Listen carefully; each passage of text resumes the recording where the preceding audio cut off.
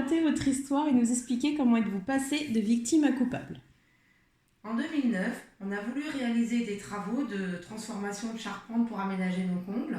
On a fait donc appel à un charpentier d'Azay-sur-Cher, qui à l'époque était même un ami pour nous. On avait toute confiance en lui.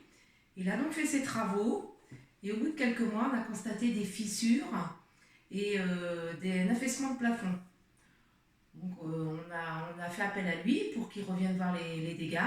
Il a dit oui, je vais m'occuper de vous, je vais refaire les travaux. Et des mois ont passé et en fait, on ne l'a jamais revu. Donc suite à ça, on a fait une procédure amiable. On a contacté notre assurance pour faire une procédure à l'amiable. Cette procédure à l'amiable, elle a duré au moins 3 ans, avec des expertises qui se sont enchaînées pour nous dire à la fin qu'en fait, on était des fabulateurs, qu'on voulait refaire une maison à neuf et que en fait, c'était les plafonds anciennement qui étaient comme ça. Donc là, on fait une procédure judiciaire, on prend un avocat et on les emmène en justice. Le procès a duré 2 ans, avec une expertise judiciaire. Il condamne le charpentier, le fournisseur de bois et l'assurance à nous verser 88 000 € pour la réfection de nos travaux. Sachant que nos maisons, on avait fait venir un huissier auparavant et notre maison était quand même étayée pour un risque d'effondrement. Suite à ça, donc cette procédure on gagne. Qu'est-ce qu'on fait avec les 88 000 €? Nous on fait les travaux, on fait la réfection de notre maison. Ça nous a pris 6 mois. Pendant ces 6 mois, on vit quand même dans notre sous-sol, parce qu'on économise au maximum pour rentrer dans notre budget. Et là, il s'avère que l'entreprise, donc l'assurance plus le fournisseur de bois font appel. Et on est reparti pour une procédure judiciaire qui dure 2 ans. Et là, résultat de la procédure, on nous condamne à verser les 88 000 € qu'on avait eus au premier appel. Pourquoi ? Parce qu'ils estiment que le charpentier n'était pas assuré pour ce type de travaux, c'est-à-dire pour la transformation de charpente, et que le fournisseur de bois, malgré que les carreaux étaient de très faible dimension, c'est l'assemblage qui a fait que la maison s'est fragilisée. Donc là, on se dit, c'est la catastrophe. On essaye par tous les moyens de voir ce qu'on peut faire. On fait un appel en cassation et reparti pour une bonne année de procédure. Et en cassation, on maintient l'appel, c'est-à-dire qu'on nous condamne toujours à verser les 88 000 €. Et à ce jour, on se demande quel recours on a pour pouvoir aller plus loin. On va se battre jusqu'au bout. J'ai contacté un avocat de Nantes qui va voir si on peut faire un appel contre la Cour européenne des droits de l'homme, voir si on peut mettre effectivement le charpentier au pénal, mais c'est pas gagné, parce que faut trouver le motif pour la Cour européenne des droits de l'homme, pour le pénal, pour voir s'il n'y a pas prescription. Et moi, ce que je voudrais dire sur ça, c'est qu'il y a vraiment une injustice, parce que nous, on a été victimes, et là, on passe coupable. Le charpentier, lui, en 2016, lors de la procédure, lui, il a fait une liquidation judiciaire, et là, il a recréé une entreprise individuelle. Ça, c'est vraiment trop dégueulasse. Ça devrait pas exister. Et en ce qui concerne, pour nous, on n'a pas de fonds de garantie qui nous dit, comme un victime de la route, il y a des fonds de garantie qui maintiennent, pour éventuellement les aider financièrement. Nous, on n'a rien.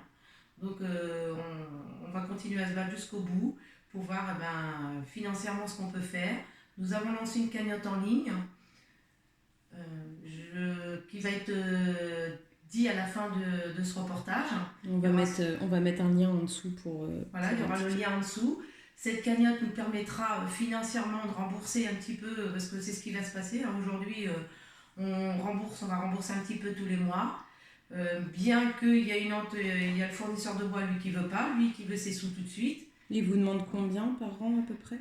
Le fournisseur de bois, lui, il voudrait un échéancier sur 3 ans, donc 15 000 € par an.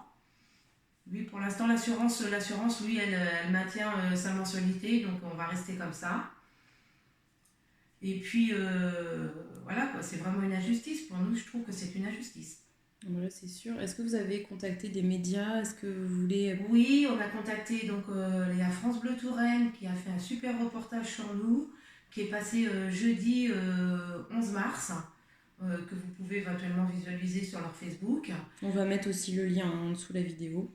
Et puis nous, j'ai contacté donc RTL, Julien Courbet, on en a contacté pas mal, mais pour l'instant on n'a aucune réponse. On a juste une réponse de TV Tour qui va me contacter, donc je les contacte demain pour un appel téléphonique et éventuellement un reportage sur notre sujet. Donc là, clairement, vous êtes en procès depuis combien d'années? Eh bien, depuis, les travaux ont commencé en 2009, on a commencé les procédures amiables en 2010, donc voilà, ça va faire 11 ans. 11 ans. 11 ans qu'on se bat, qu'on se galère, grosse galère, quoi. Est-ce que vous avez des photos, des travaux, des fissures? Alors, je peux montrer quelques photos de fissures.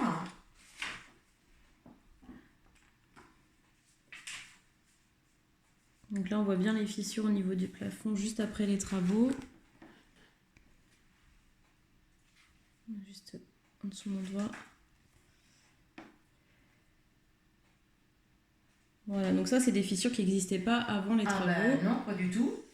Ici, nous avons des photos pour montrer que notre maison a bien été étayée. D'ailleurs, on avait fait venir un huissier pour constater. Étayée pendant combien de temps? Elle a été étayée 1 an. Un an. Voilà. Pendant un an, vous étiez dans votre sous-sol, en fait. On n'était pas dans le sous-sol, on vivait quand même dans notre maison étayée. C'est juste le temps des travaux qu'on a été dans le sous-sol.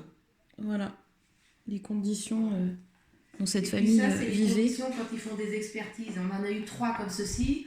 On vient casser vos plafonds, on vous dit on vient faire une expertise et puis il faut être à leur petit soin.